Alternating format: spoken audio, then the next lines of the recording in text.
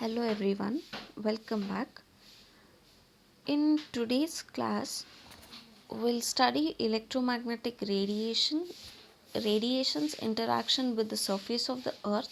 Also, we'll study what is the basics of GIS. Now, in the previous classes, we studied how electromagnetic radiations come in the contact with atmosphere and what are the things what happen when those radiations come in contact with the atmosphere.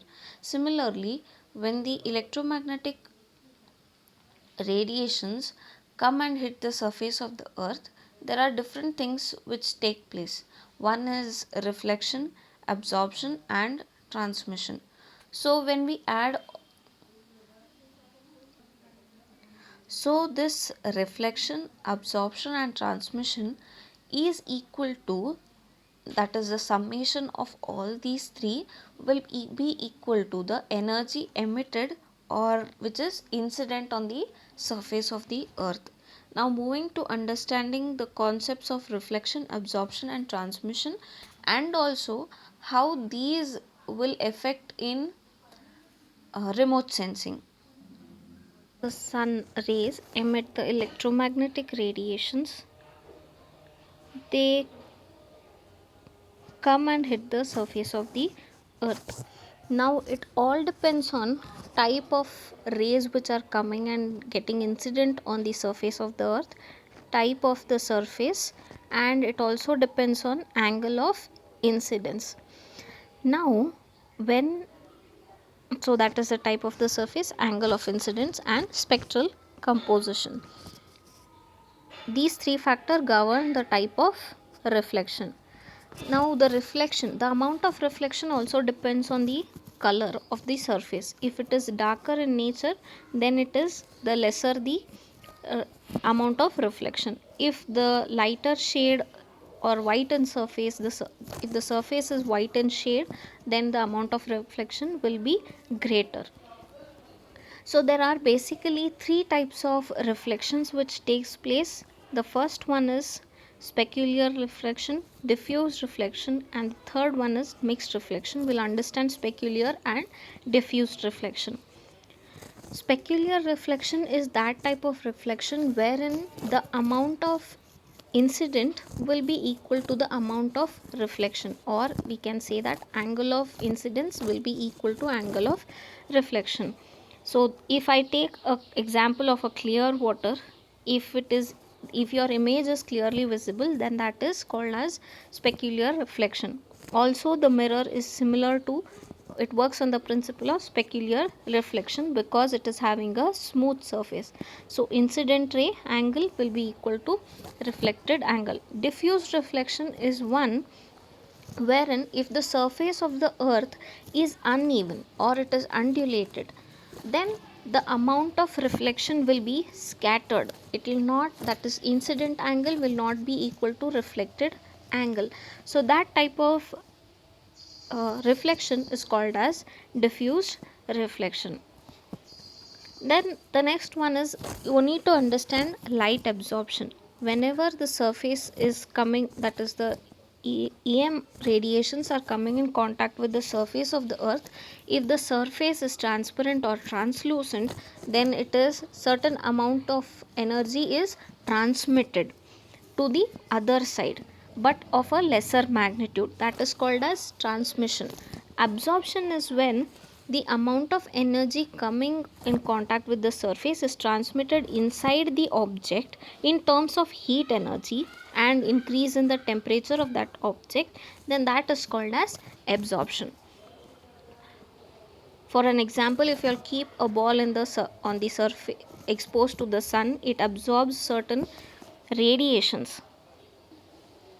When it absorbs the radiations, it increases in the temperature, so that is increase in temperature, that is called as absorption.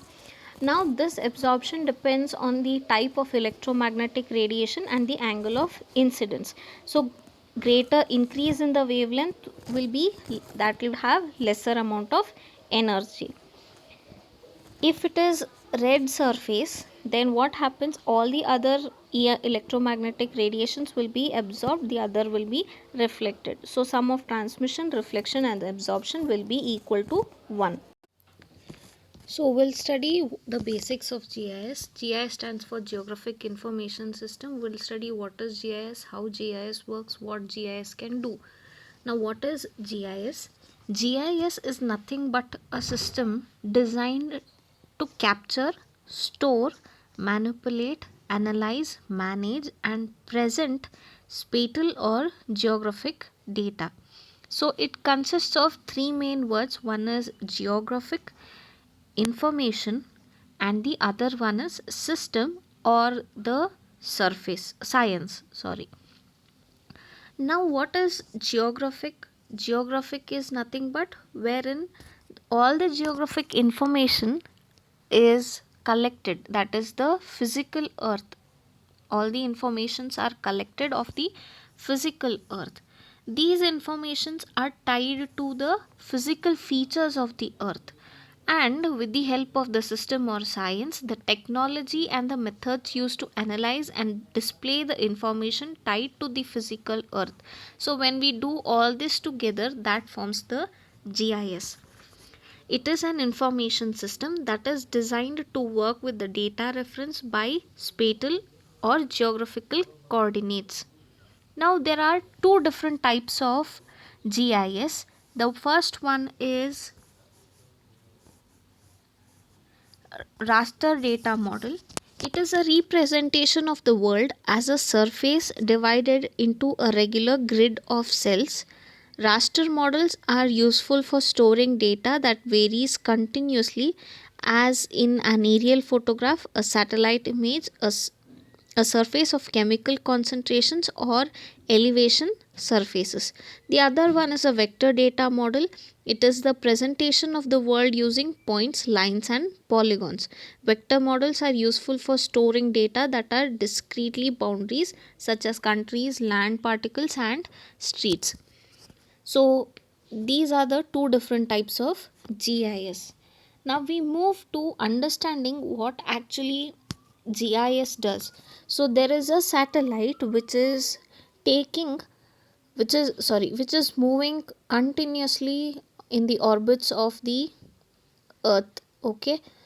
uh, in the orbits. So when they are moving into the orbits, what they do, they capture the pictures of the earth similarly like this. Once they capture the pictures, they are sent to, they are done in two methods, either vector data model or raster data model. Once they are captured, the further procedure takes place. This can be done with the help of airplanes, helicopters or with the help of drones, and we get images related to different parameters of the earth's surface. When the satellite is moving along the feature of that is the earth's surface, it collects the data, it sends to the local receptors, and through the local receptors they are further monitored and modeled. So it takes place in four different steps: measured, map, monitor and model. Now what do we measure? We measure the environmental parameters. Then with the help of the map, it is portraying the characters of the earth surface. Then we monitor, that is change in the surrounding space with respect to time, and we construct a model, alternative actions and operations in the environment that can be taken place. So it can be done with two different models. One is raster model, the other one is the vector model. So we'll stop here for today. In the next series, we will continue to understand what are the components of the GIS and how it helps in the civil engineering. Thank you.